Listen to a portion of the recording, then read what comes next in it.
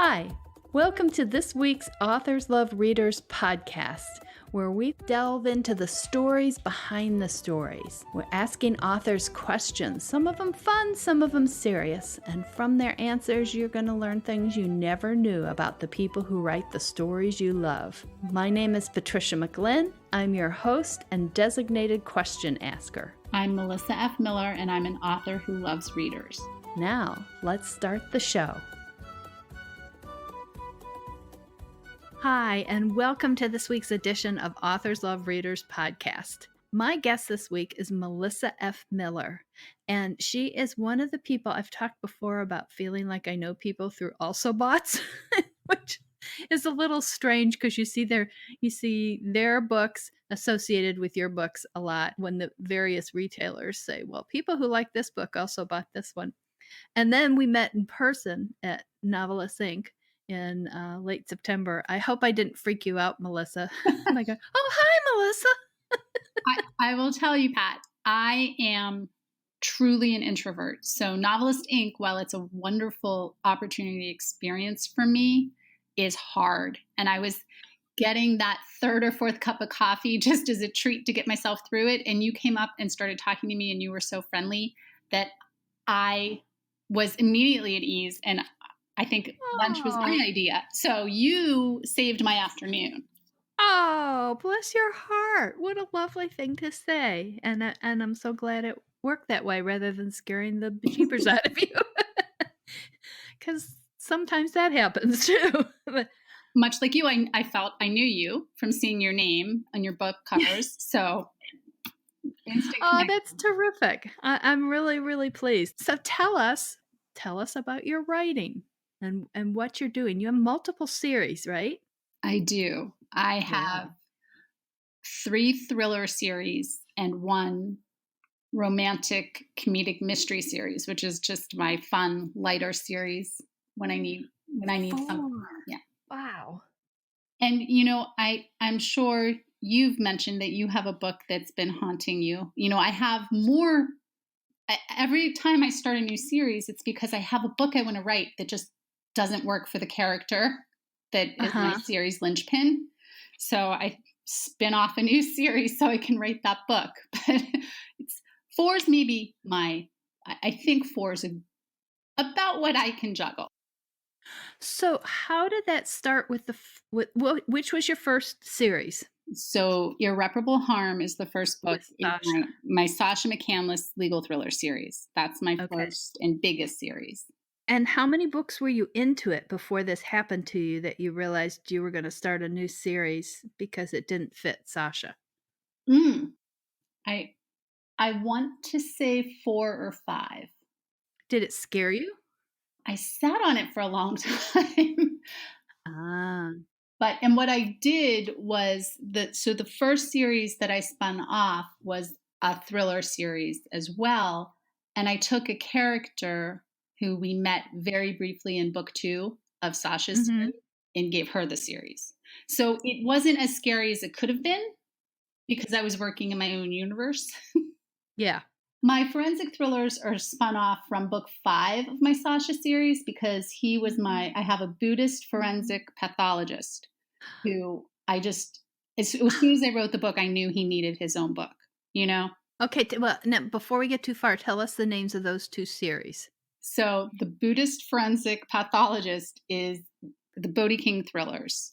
There are 3 books in that series right now. That's my most recent new series. So I've known for about 6 years that he was getting his own series. I just couldn't fit in the writing until last year. And what was the second series that you started after Sasha? The second series was the Aristine Higgins novels. And there are 4 of those now, but she'll get a new book next year. So you had those 3 thriller series going, and then you started the romantic mystery? No, I started the romantic mysteries before I started writing the Bodhi books. And the truth, and my readers know this, I was having some health issues and I was taking medication that would not allow me to plot a thriller. Like I just couldn't keep the strands together. Oh, yeah. But I wanted to keep writing. It didn't feel right to not be writing. So I just started writing it mainly for fun for myself. And Oh, that's terrific, though. they're the only books I have that are in first person. My books are all third person. But these were just so much fun, and they were really just fun to write. So I probably have one more book in that series, and then it'll probably be done. Oh, I'll bet not. I totally understand that, though. I had surgery several years ago. The surgeon said, "Well, tell work you're gonna be off 3 months." And I said, "I'm work, and I don't have 3 months. I'm bringing my laptop with to the hospital."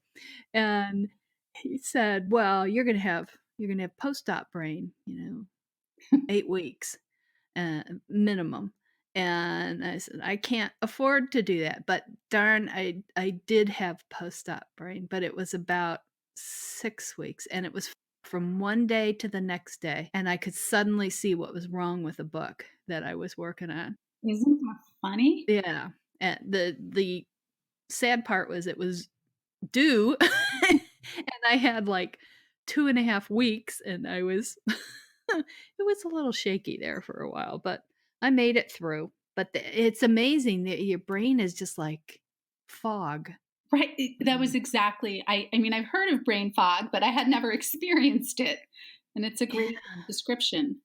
it's frustrating. So I'm going to jump. I want to come back because this ties into a question that one of our readers has asked about how we get ideas. And I think it's particularly wonderful because, well, she says that she knows an author who characters will just come into her brain, and another one it says she dreams the stories. But what I particularly like about the question is she says, "So, how are your beautiful stories born?" They are sort of born, aren't they? Yeah. Almost, almost always, I start with an idea. It's usually something I've read in a newspaper article, Uh, and I think, what if this slightly tangential thing happened? So the first book that I wrote, which was Irreparable Harm, I thought I'm going to write a book about a female airline pilot, which I did not do. yeah. But as, so I'm going, "Wait a minute." as I was reading, just doing research about airlines, I stumbled across this article in Wired, and it was about this program that the U.S. Marshals had instituted and then scrapped after 9/11, where they would be able to control the cockpit remotely. And they decided that would be a bad idea. So they scrapped the program. And I Yeah. well, that was probably smart, but what if they hadn't? Uh-huh. And then I thought, well, I don't, I at that point was still practicing law. And I said, "Oh, I don't need a female airline pilot to do that story. This is a lawyer finds this out in a case." And then I was off to the races. So a lot of times it's something like that. But then, as I mentioned with Bodie, he got his books because he was just such a neat character.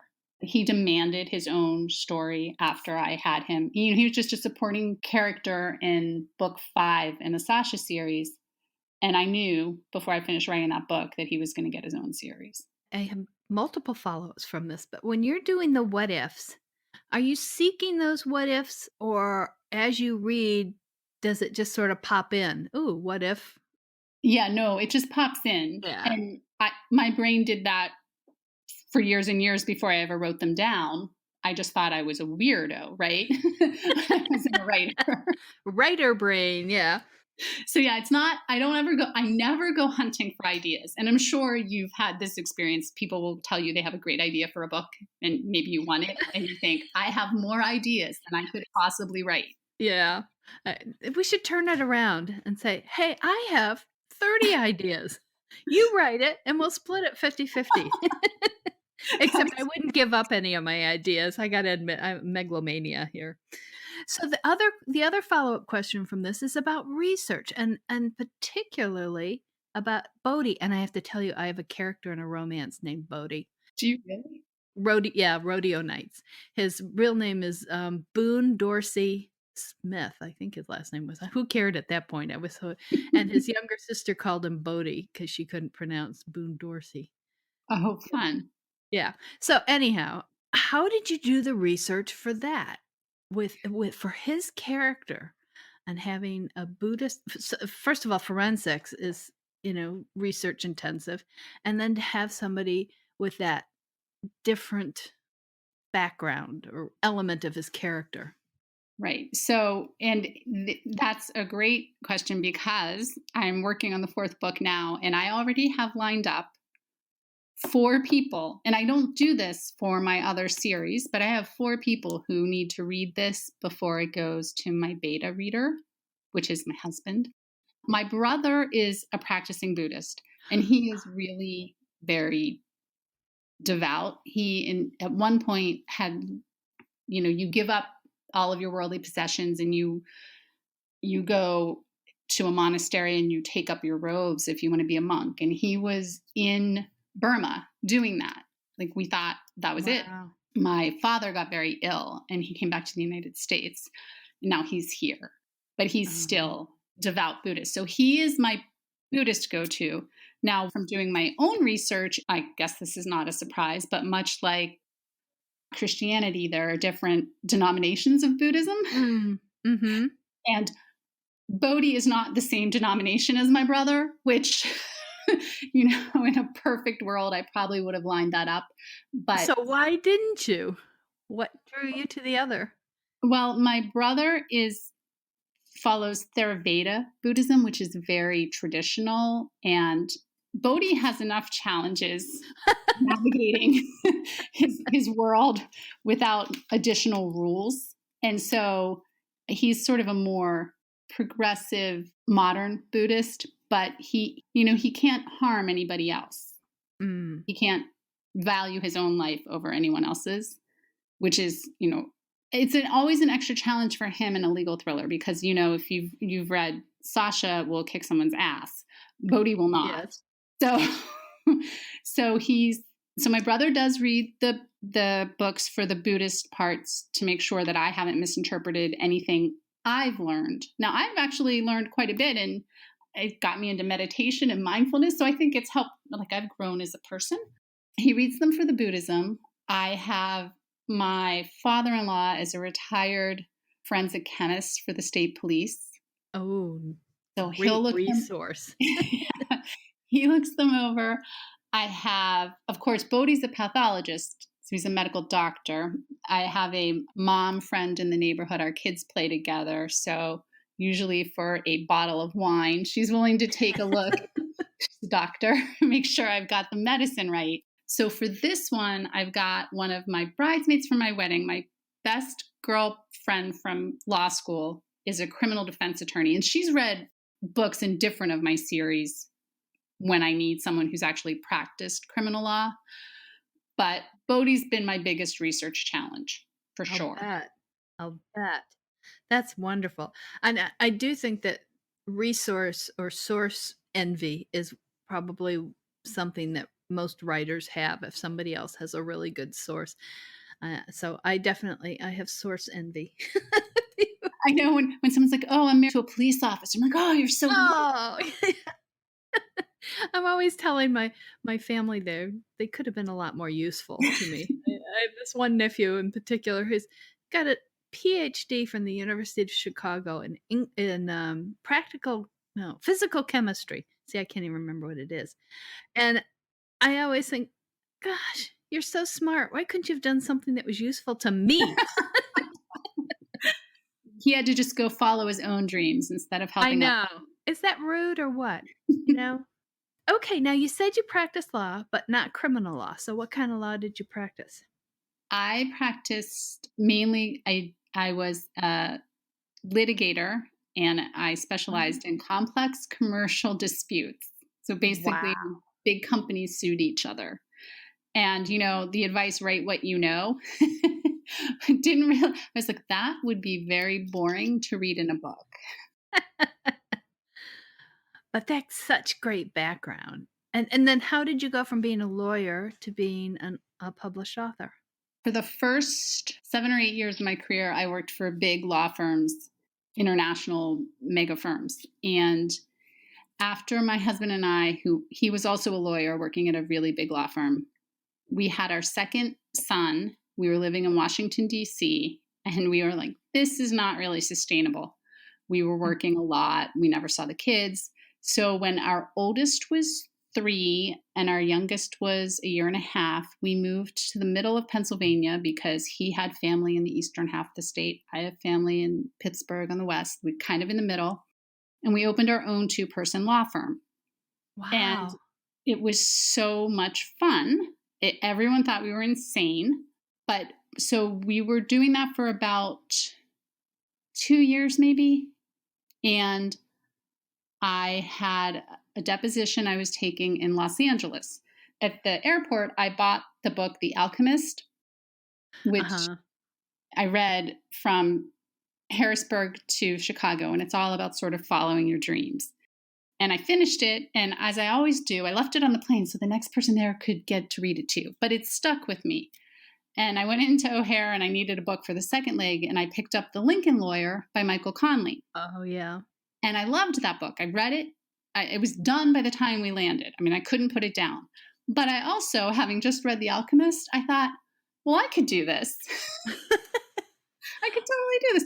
I mean, I had a creative writing undergraduate degree, and I had written a lot of poetry.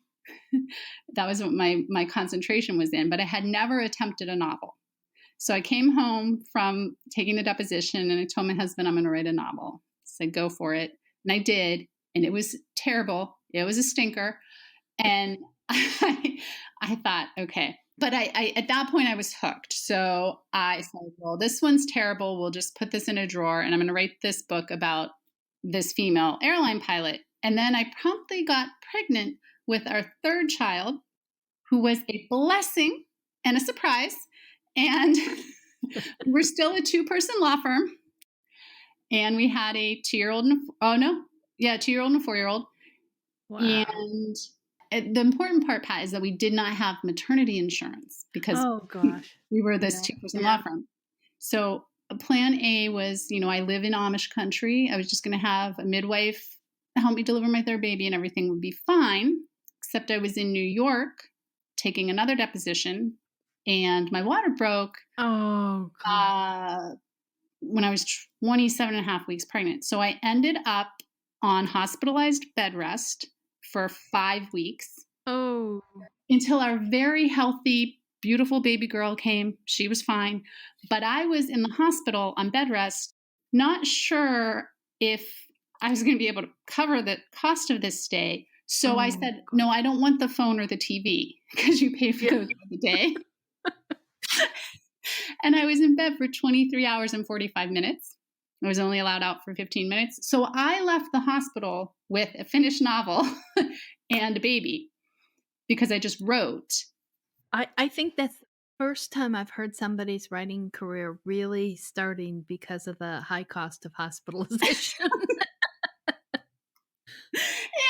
And as a happy side note, it didn't matter that we didn't have maternity coverage because of the way it went down. It was a complication of pregnancy, which was covered. So I could have wasted all those weeks watching television. But I think I got the better end of the deal. Yeah, good thing you didn't know. Good. That's although might have helped your blood pressure a little if you had known you weren't going to have to cover that. Yikes.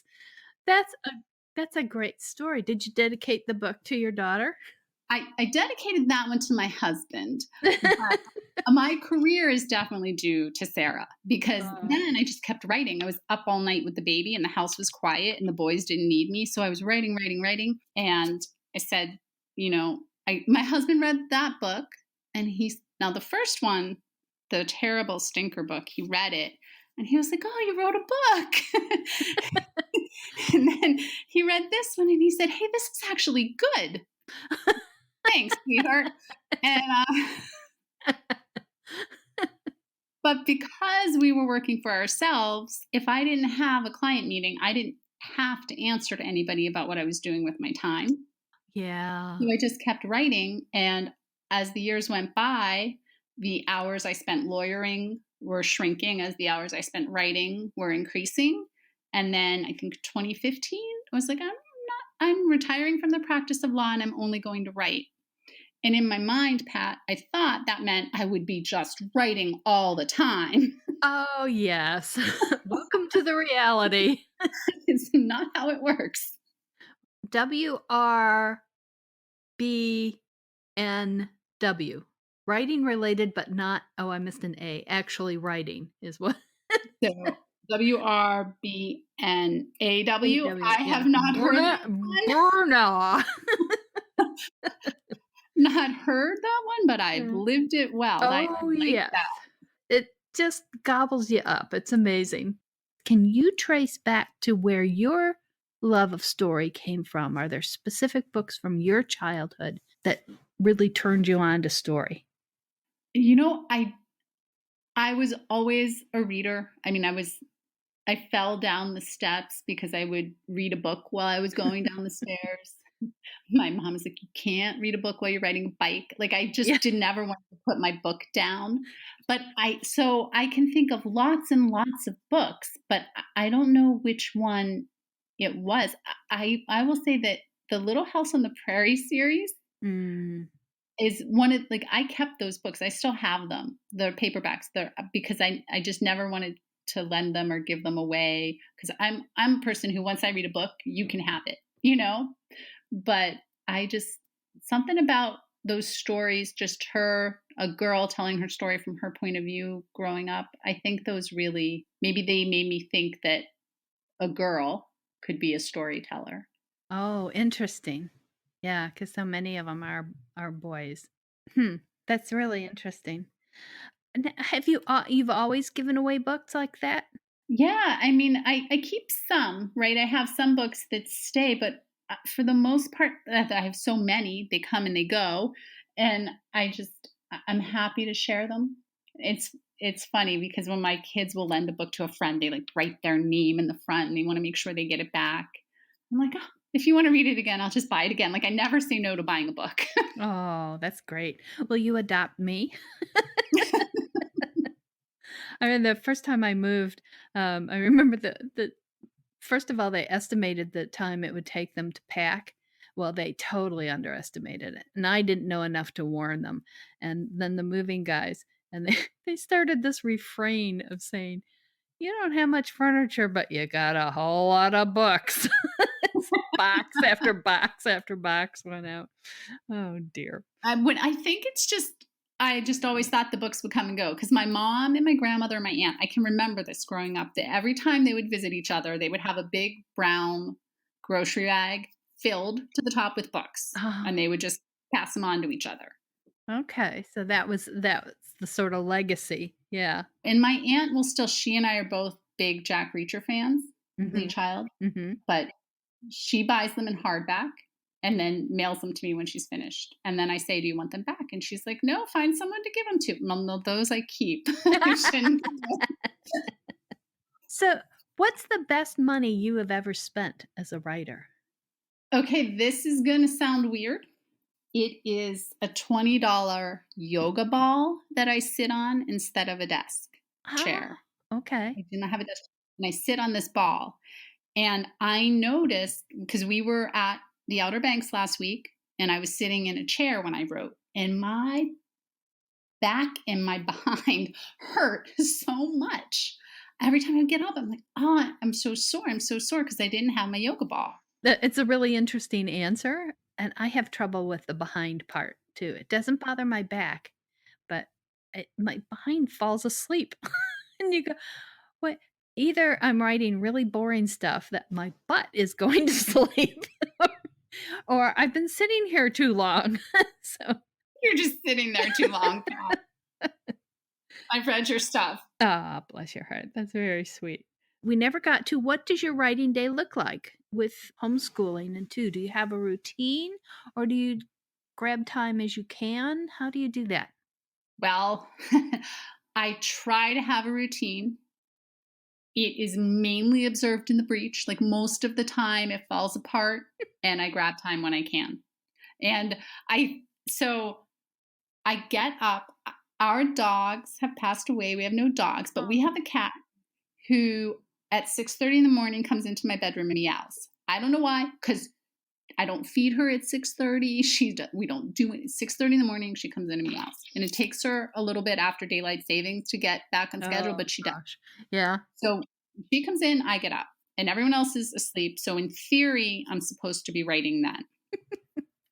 And if I don't check my email and I don't hop on Amazon to make sure there's nothing wrong with my books, sometimes that happens. And I get a good solid couple hours in the morning.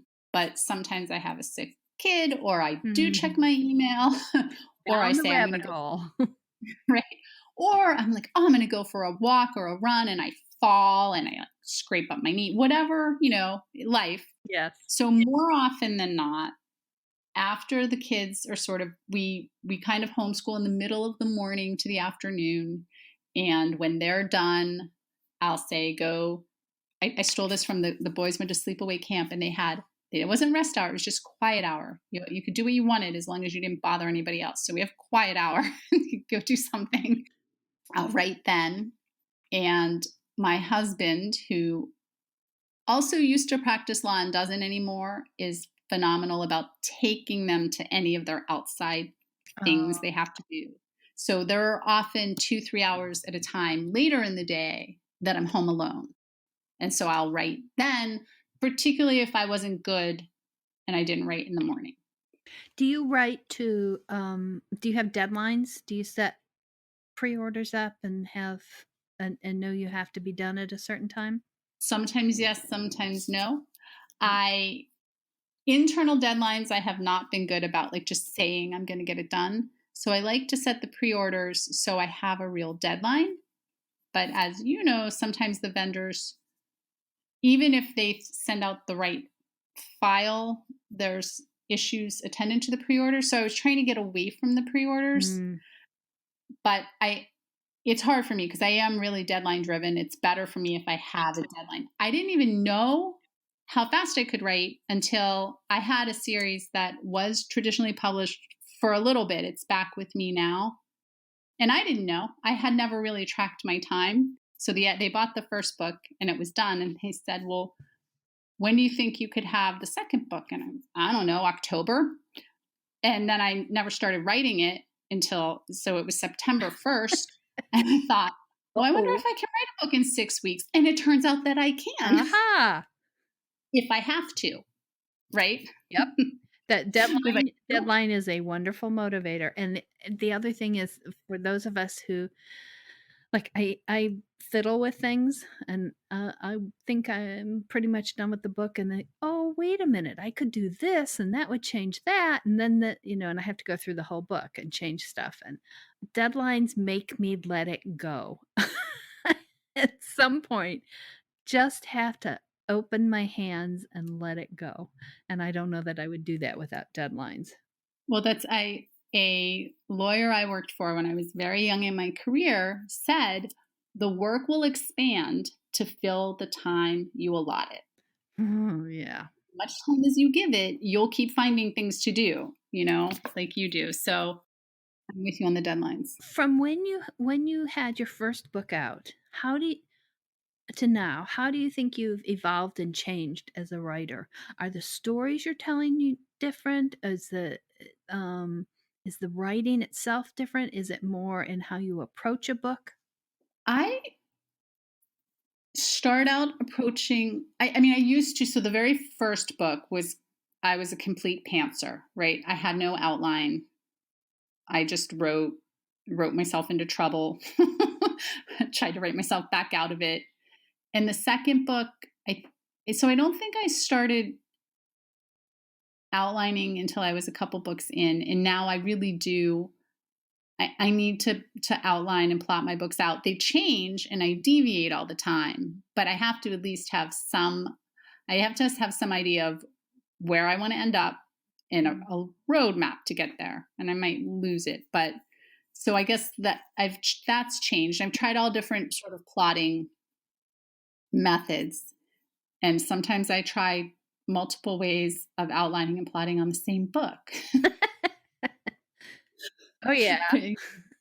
So that's changed. I don't feel like my voice has changed much, but what I'm willing to, I used to write, I think, with the door open a little bit. I used to worry about what readers would think about something my characters did or said or a subject that I tackled. And I think part of this is just getting older. I don't really worry about it. I know that I'm telling the story I want to tell. And at this point, I know my readers well enough that I think they are along for the story. And I guess if it really doesn't sit well with them, they're not my reader. Like I'm not the author for them. But, and it's funny too, because my books have very little sex. I had a retired Presbyterian minister tell me that my books need more sex. He did. He got me at the library here at our local library, and he said, "I read it. I like it. You need more sex." And I was like, "Oh, I can't talk to you about this." So it's not that I'm doing anything shocking. It's just, my characters have viewpoints and they say things, and I used to worry, my readers would think that that's me, but that's probably been my biggest change. I just tell the story that I have to tell, and I don't write with that in mind. I edit with my readers in mind, but I don't write with them in mind, if that makes sense. It does. It does. And that's also the internal editor. And it's a little different from thinking about your readers, but I think you do have to close both of those off. At least I do, to create. And then and then try to find people who will like reading what I've created is kind of my approach. Right. Because there are books that other people love that I did not love. Yeah. And so I can't worry. Like when someone doesn't love my book, I'm sad, but I know for them, there are more books out there that they'll find that they will love. Well, and my theory too is we spend so much more time with a book than any reader does. We've got to love it. We've got it's just self-destructive to spend a lot of time with a book, writing a book that you don't love. So that's my theory, and I'm sticking to it. That. That's what I'm saying. Probably a little more articulately. You're saying it. That's what I'm trying to say. Got to write the book of my heart. And now, this is a question from a reader that I really, I like all the questions from the readers, including this one. It says, do you miss the characters or think about the characters once you've finished a book? And even though you have series, I still think that applies. Like, are there secondary characters in books that, they're kind of one book characters? They're not going to carry on in the series. Do you think about them? Do you think about the characters of one series when you're working on the other series? So yes to all of that. My husband will laugh when he reads my books because he'll wait for me to call the protagonist of one of my other series Sasha. And that my romantic comedies are about three sisters, and I call them each other's names all the time. And my editor just said, "Well, I don't understand how Sage came to be in this car, because when they got in the car, it was Rosemary and Thyme." And I'm like, "Oh, I just called them by the wrong name, like I do with my kids. Like, I get them mixed up all the time." So I do that, but I also, not all of my characters, but Sasha, I will sometimes have a dream where she's in it, or I'm Sasha, which I know makes me sound like a crazy person, but she's so real to me that she's like a friend at this point. And some of the secondary characters in her books are the same way. Now, in her series, I have killed a minor character who the characters, it really affected them. So they talk about this character many books later. So I always think of him. And in another series, I actually killed a pretty major character. Ooh. And that one, I knew I was going to kill him. And I wrote the scenes where I killed him. And I thought, well, I can't kill him. So I scrapped it. I put the book aside and I wrote the next book in the series, and he was still alive. And then I went to write the next book in the series, and I was like, no, I'm going to kill him. And I did it again. I killed this guy twice because I really didn't want to kill him, but he had to die, Pat. And I was like, so finally, last year, I killed him for real. And some of my readers were heartbroken, but I told them before they bought the book, because it wasn't integral to the thriller plot, and I didn't want anyone to buy it if it was going to like ruin their feelings for the books they'd already read. I was like, he dies in this book. And it was okay. And I'm still sad. I miss him, but he really did have to die. But the good part of being an author is I just wrote a prequel over the summer so I could bring him back. That's wonderful, Melissa. I love that. But that is amazing. But I do. Yeah. But he did have to die. So had you held on to the scenes that you wrote the first time where he died? Did you reprise those scenes, or did you write it totally differently? Oh, okay. So I kept them, and I went in and I started the book, and I didn't have a pre-order, and I wrote, and I got probably about 40,000 words into this book. And it was my husband's birthday, and I said, just burst into tears. Oh. And I said, I have to throw this book away. This book is no good. He was like, happy birthday to me. I had changed, and the other characters had changed, and the story had changed from the time when I had first killed him. Yep. Just trying to force it. So I had to completely scrap it and start all over. So by trying to save those couple scenes, I made so much work for myself. Yeah. But you don't have a point in every book where you think this one I'm going to have to throw away? I have a point where I think that. I've never had a point where I actually did it until this one. Okay. This, because my husband said, oh, you always say that. I'm like, no, but I mean it. Like this, I have to start over. But I did, and it was fine. Do you have other stories that you started and then they weren't gelling, they weren't coming together? And if you have them, what do you do with them? Yeah, I have some abandoned stories that, every once in a while I'll take them out and I'll look at them because I'll think, no, I like this idea, but the story didn't work. Mm-hmm. And I'll take another look at them and see, like, maybe I could do something with it. So I haven't, burned them or put them in my, little trash basket on the computer, but I think they'll probably just languish. I don't know that I don't think I can finish them. They just didn't work. Do you ever find that there are parts of them you can sort of recycle or pirate to put into another story?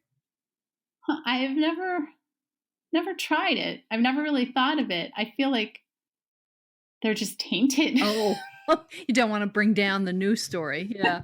I understand that. Okay. But I'm hanging on to them, so you never know. So when you're working on something and you're stuck, how do you deal with it? Well, a lot of times I'll get my index cards out and shuffle them around, figure out if maybe something's happening in the wrong place in the story. So that's you write major points on index cards? Yep, the physical kind that like not the kind in Scrivener. Real index cards that I put on a cork board the back of one of my kids' science fair projects, those. And I move them around. And a lot of times when I get stuck, it's because the scene doesn't need to be there, for me, at least. I realize like I'm struggling with it because it's not moving the story forward. If I get really stuck sort of with a plot issue, like how am I going to get her out of the trunk of this car, I will go say to my husband, like, I have a problem. And often just talking it through, then I say, oh, wait, no, I know how I'm going to do it. Never mind. But you need to talk it. You need to say it out loud. Saying it to yourself, at least for me, just does not work. Yeah, no, absolutely. And I have to get to the point where I think I can't figure it out. And I want someone else to tell me what to do. And as soon as they start explaining the problem, I'm like, oh, wait, no, that's what I have to do. Just pops into my mind. So, which of your stories has surprised you? And do they tend to change a lot from when you first get the idea to from that conception moment to when they're finalized? Well, you told us that irreparable harm did from your first idea with the pilot. How about other stories? Do all of your stories tend to change a lot, or do you tend to stick pretty close to what you first envisioned? They all change some, but I can think of maybe 3 or 4 that took a turn that I wasn't, I wasn't at the wheel. I was like, Yeah. and I thought, well, we'll just follow it and see where it goes. And it's been a good move. I have a book that I wrote that I had been to the Badlands with my family about a year before I wrote the book. And in this book, I had no intention of the characters going to the Badlands or ending up in the Badlands. But all of a sudden, I realized that that's where my climax was going to happen. And it just did. Like, they just went there. I mean, there was a reason for them in the story to go there, but I hadn't planned it. But they did. Like, they knew where they were going, and they just went there.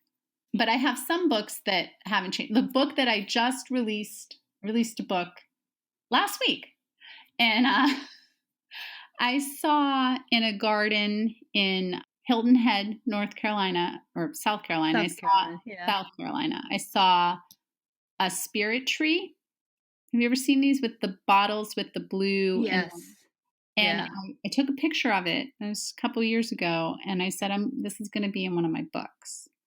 And so I knew when I started writing Sage's wedding story that this spirit tree was going to it was going to be featured prominently, and was. And that book it did give me one surprise, but that one stuck pretty close to what I thought was going to happened. So it took a little bit different path, but it came back to where I mean, expected. Very minor difference. Like I don't plot in enough detail that anything could just, follow my outline. Some people write a very detailed outline. I don't know what your process is, but mine are basically, there's going to be a fight in this scene. I'm a total pantser. Are you? After all these years, have tried other things and it just doesn't work. So I stick with the pantsing. Yep. Oh, so you're always surprised. Always. Pretty much. Yep. Sometimes happily and sometimes what? What? How am I going to get out of that? Yeah. And the other thing is I write out of sequence. So I write kind of whatever I know when I know it. Okay, now see, I do that sometimes too, but I have my little cards to rely on to get back to where I was. You're just relying on your brain. Yeah, that's a scary thought, isn't it? I'm impressed. Okay, when you've talked about knowing your readers, which really impresses me because I always feel like I'm not quite sure. I just hope that they like what I've done this time. But what sort of interactions and do you have you done personal appearances? Have you had personal interactions with readers? Is it mostly online? You have any great stories about your readers? So I have lots of great stories. My readers are awesome. They're so fun. I have done a couple in-person appearances, mostly book clubs, because then I can just sit and chit chat about the books. I think that's fun, and answer their questions and eat some food and drink a glass of wine and just kind of hang out. I have some readers who, like, the very, very first person who ever signed up for my email newsletter in 2011 is still one of my favorite readers. Terrific. And, God love them, because I didn't have any news for about 18 months. One little name. And he's been reading my books this whole time, and his son wrote a book. I had some problems formatting it, so my husband formatted it for him, Oh, that's terrific. Yeah. I have a reader whose daughter had breast cancer, and she's in remission and everybody's good. But, she asked me if I would send her daughter a book autographed. So I sent her daughter a book and I sent her the book, and they read it together when her daughter was in the hospital, and they would email me and tell me how she was doing. There are so many, because so many people readers are lovely, right? Like they're readers. They read books. And so you have that immediate connection with them. So when they email me, they're, oftentimes they're from Pittsburgh, where they used to live in Pittsburgh, and they love reading the book about Pittsburgh. So we have that connection too. So we'll chit chat about, restaurants and stuff. So I love when my readers email me. On Facebook, I keep it kind of light, because I try to avoid social media when I'm writing. But when I pop in, we mostly talk about books or cats or coffee, something fun. But a lot of my readers will email me personal things that the books made them think about, or it resonated with them for something that happened in their life. And then I feel like that's my privilege, right? To have that connection with them. That's lovely. Okay. Have I failed to ask you something you'd like to answer? You have not. This has been a fun and wide-ranging conversation. Well, we are not quite done, because we have the rapid fire either ors. You ready? I'm ready. Okay. The first one is binge watch or make the watching last as long as possible. Binge watch. Opera or show tunes? Show tunes. Appetizer or dessert? Appetizer. Jigsaw puzzle or crossword puzzle? Crossword puzzle. Heels or slippers? Slippers. Hiking boots or cowboy boots? Hiking boots. Pickup or sports car? Mom-mobile. Sports car. House decorating or gardening? House decorating. Paint or wallpaper? Paint. Yay. I chipped 5 and 6 layers of wallpaper off a house in Virginia. I think that showed up in one of your books. Might have been in there. Paper plates or best china? Okay, I'm best china, but only because my dishwasher was repaired today. Celebrating. Hallelujah. I can't get it out. That's wonderful. Isn't that really appreciate those things when I am so looking forward to cleaning up after dinner tonight. Yay. Okay, mountains or beach? Beach. Day or night? Ooh, night. I know you said appetizer, but I'll give you a dessert anyhow. Ice cream or cake? Cake. Such hesitation there. Cruise or trekking vacation? Trekking. Spring or fall? Fall. Leggings or sweats? Sweats. Nail polish or bare nails? Bare nails. Sailboat or motorboat? Sailboat. Mustard or ketchup? Oh, neither one. I don't do condiments at all. Winter Olympics or Summer Olympics? Oh, winter. Coffee or tea? Coffee. Cat or dog? I cannot choose one of those. Hot air balloon or train trip? Train trip. Daisies or roses? Daisies. And here's the last one. Grab the best first or save the best for last? Grab the best first. I think it's so interesting to hear where people pause, have to think. Oh, this has been a lot of fun, Melissa. I really appreciate you taking the time and joining us. Oh, thank you for having me, Pat. I've loved it. It's been great talking. Oh, that's terrific. Wonderful. Well, we may have you back sometime. When I come back and revisit some more people, I want to do that eventually. In the meantime, I will tell the listeners I hope you'll come back next week and hear another edition of Authors Love Readers podcast. Have a great week of happy reading.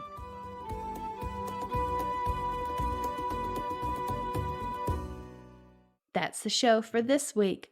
Hope you enjoyed it, and thank you for joining Authors Love Readers podcast.